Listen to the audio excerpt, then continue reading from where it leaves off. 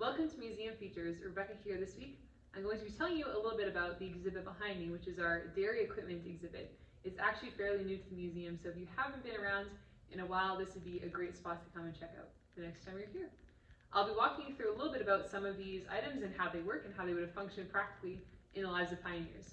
Before I get into that, it's worth noting that pioneers would have had to have been very self-sufficient and would have had their own cows. So much of the dairy products would have been homegrown and home sourced. So first of all, after they'd milked the cow and they would have gathered up the milk, it would have been put into something like this cream separator, which would have separated the milk from the cream. The milk would have then been taken to do baking or to cook with, and the cream would have been stored up until there was enough of it to make butter.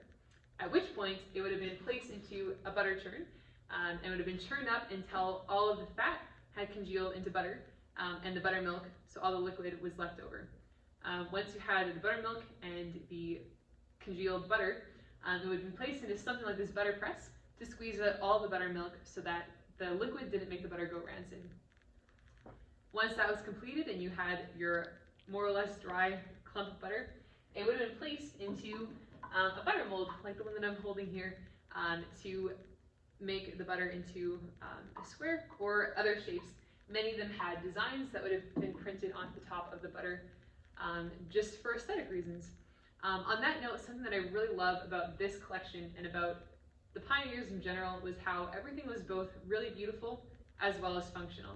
If you are to come to the museum and take a closer look at some of this equipment, you'll see that there are designs and floral patterns on much of this equipment because it was practical and had to look at it all the time and we're going to have it for a long time, there's an element of wanting things to be beautiful as well as practical, which is something that's just really special and that we've lost, I think, in many ways nowadays.